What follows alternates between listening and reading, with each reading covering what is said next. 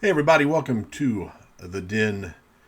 Today, I want to talk about, since we're in the spooky season, I want to talk about a somewhat, maybe forgotten TV show from the very early 90s,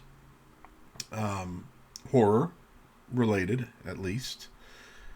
Just one of those shows that kind of got lost in the shuffle. Maybe a little bit of a cult show. And I think it's somewhat also interesting because it sort of comes along when we were getting this real surge in first run syndicated shows in the sci-fi, fantasy, horror genres. This is about the time where we were seeing Star Trek: The Next Generation really blow up and get huge. I mean, from what I understand, it was able to beat Wheel of Fortune as a syndicated show in terms of like viewership, which nobody done for quite some time. And it seemed to really get things moving in terms of bringing more of these kind of shows out. Of course, you got Highlander in was it I think '92. Hercules, Xena. I mean Hercules is like the biggest show on Earth at a certain point. But before those, you had some horror shows first run to syndication that had kind of made a mark. Tales from the Dark Side, that was an anthology show. Friday the 13th, the series, also an anthology show, but with a cast, that was there for every week. Freddy's Nightmares, etc. So this show had the show I'm going to talk about had a relatively brief run. It didn't quite get there, but I think it's worth taking a look at. We're talking about She-Wolf of London. Came out in 1990, lasted until 1991. 20 episodes was all it managed. It was part of a three show package that was ultimately backed by Universal, and that might be why they were able to use the name She Wolf of London. That's, of course, it's a movie from the 40s as well. Um, the other shows that were in the package were called Shades of LA, which is really hard to track down. I don't think I even really found much of it on YouTube. And They Came from Outer Space, neither of which were ultimately very successful either. She Wolf of London starred Kate Hodge as Randy Wallace. She is the She Wolf to which the title refers. Other main lead was Neil Dixon, who played Professor Ian Matheson. So the idea in the show is that Randy Wallace is a graduate student, and she's interested in mythology and folklore, and somewhat of like the reality that lies behind them, that maybe these things aren't entirely just make believe. And so she travels to the UK to study under Professor Matheson. Now, he's a mythology professor, but he's going to be sort of our Dana Scully for the series, at least initially. Um, he just thinks it's mythology. That's all there is to it. So they don't quite agree. So Randy, one night, travels out to the moors and spends the night out there in a tent and is attacked by a werewolf and bitten, and therefore becomes a werewolf herself. And that's sort of what the first episode's about. Her becoming a werewolf, um, Professor Matheson finding out she's a werewolf in a somewhat unpleasant way that almost kills him, and the two of them teaming up to figure out how to cure her of this affliction. And to do that, they sort of put an ad out in the paper that they're like occult investigators. They figure maybe we can draw something in or talk to somebody who's going to give us some clue for how to get rid of this curse. And so the show then proceeds along the lines more or less of a monster a week. So not terribly not terribly different from what you were getting with, say, Kolchak the Night Stalker. And, well, I mean, to some degree, Friday the 13th, the series. New challenge every week. The show is, it's obviously horror. There are monsters, there are murders, there's terrible things happening. But there's also a bit of a lightheartedness to it. It's, there's some comedy, sarcasm, that kind of thing. So it's not a bleak horror kind of series. Ultimately, the good guys win each week. Now, after 14 episodes, the show lost the backing of Universal, so they had to scramble for money, one would think. And they went for a format change, a slight format change. When the show was set in London, they were staying with Ian's family, father, mother, his aunt, and a nephew, who sort of added something to the show. The aunt especially, she was kind of funny. When it made the change, they, number one, changed the name of the show to Love and Curses. And again, I wonder if that's because Universal owned the She-Wolf of London name and they couldn't stick with it. But they also changed the setting to L.A. Now, they did do it within the series. So Randy and Ian move to Los Angeles. There's a story behind the move, and he ultimately gets work hosting an occult television talk show, which he wants to be a serious look at mythology and the occult, and which the head of the TV station that's producing it wants it to be more lurid, like something like Maury Povich would have done. At that point, you get 6 more episodes that are set in Los Angeles, a smaller cast, a similar format. I don't know that I'd say the quality went down at that point, but sort of foggy London versus sunny Los Angeles does kind of have an impact on a horror show. The show did not have, obviously, a massive budget in the first place.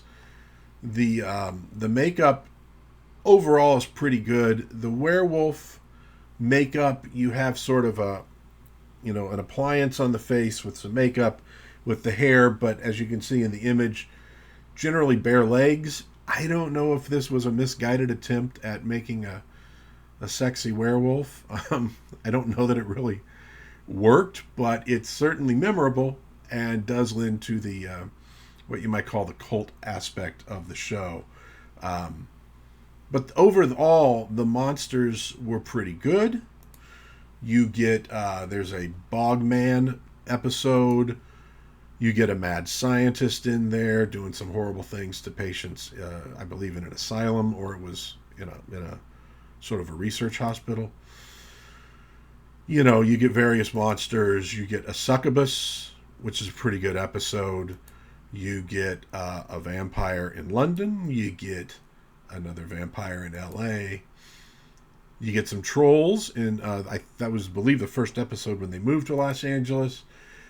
And there's actually a 2-part episode with a rather large zombie incursion in London due to messing around with some Mesopotamian artifacts. And this one's actually, pretty brutal. I mean, like I said, the show, even though there was a sort of funny aspect to it, the monsters are pretty evil and pretty rough, and there's some blood and guts. It happens. It's not massively gory, obviously, because it was still intended for television at the time. This is 1990. Things weren't completely loosened up at that point. There's also an episode that takes place at a science fiction convention, which was kind of funny. Although there's always that aspect of like, what Star Trek are you making fun of exactly? Although their version actually feels a little bit like Star Trek and Doctor Who. Anyways, I think what really helps drive the show, more so than the special effects, is the relationship between the two main characters. There's definitely that sort of, are they going to become an item? Are they not going to become an item? it's the way they play off of each other. Sometimes she's a serious one, sometimes he is, sometimes he's being kind of a goof, and sometimes she is, and it works. I think the two leads do a good job with the show. They definitely they keep it interesting and keep it fun, you know. But there's always the challenge with a show that's trying to balance horror with comedy, of horror needing to shock, horror needing you to, on some level, care about the potential victims, comedy tending to soften that blow. The balance is there, but it's not there 100%. I would say something like X-Files, which could obviously have a little sarcastic humor in it, probably did a better job, though, of keeping it ominous than this show did. As far as acting from guest stars and side characters, it's generally pretty good. There's some that are maybe a little weak. It's a 90s lower budget syndicated show. You're going to find the same kind of thing watching Hercules and Xena, although because they're kind of meant to be goofy, it's okay. Let's be honest, Star Trek The Next Generation, not every performance in that is Emmy nominatable, shall we say. So it is partly the time, the budget, but overall, it's fine, doesn't distract, and Paul Williams as the head troll, pretty awesome because he's Paul Williams. And also, interestingly enough, the voice you get doesn't look like Paul Williams in the makeup, which is incredible because when he played an ape in Planet of the Apes, you could tell it was Paul Williams immediately.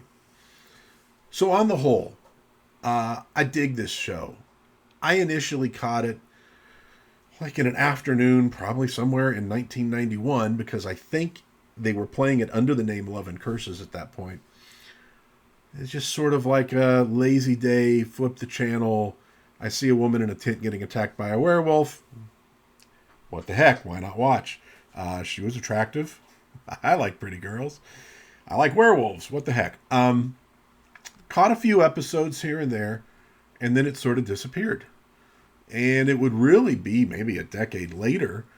Show stuck in my mind enough that I could go looking for it on the internet, managed to find it. In fact, managed to find the DVD release. Inexpensive when I got it, so that was cool. And it did get a DVD release, which is pretty good. Even though the show didn't set the world on fire. So, it's a fun show, likable characters, overall pretty good special effects, pretty good makeup work, which is what you're looking for in a horror show. Maybe a little bit too much on the comedy side for some people. It's a syndicated 90s show, so there's a little bit of a fan film feel to it. Although I don't know that that's a negative, because one thing about these shows, even though some of them really blew up and got big, a lot of these shows, the creative team behind it, you can tell, has the passion to do it, just like in a fan film. And I think that passion, it translates through the movie. And I think that's what makes a lot of cult films, because the folks behind it had a love for it, and that comes through to like-minded fans. And I think you'll find that in this show. It has that element to it. And a little nostalgic too. It kind of brings me back to that point where you're in college and you kind of think you're an adult now, although you're really just sort of a big kid with more freedom and more money. Kind of takes me back to just that time period in life, which was, pretty damn fun, to be honest with you. So I dig She-Wolf of London. I think it's worth a watch. Again, you can find it on DVD. It might be playing out there somewhere, but I did find some episodes on YouTube if you want to just give it a little bit of a sample.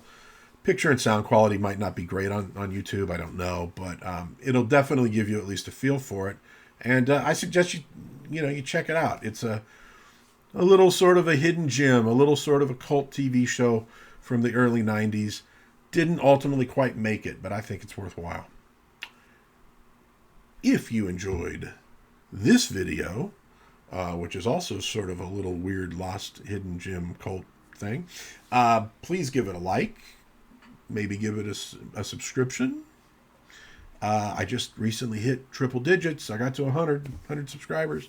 So that was cool. Thank you, everybody who subscribed. I really do appreciate that. And maybe share it with a friend if you enjoyed it. In the meantime, God bless everybody, especially in these very troubled times. Please be kind to one another to the extent that you can, maybe even past the extent that is easy. And, try to have some fun out there in this great, big, wonderful world. And until then, I will see. No, that doesn't make sense. I will see you next time on Dad's Den of Pop Culture. Bye bye.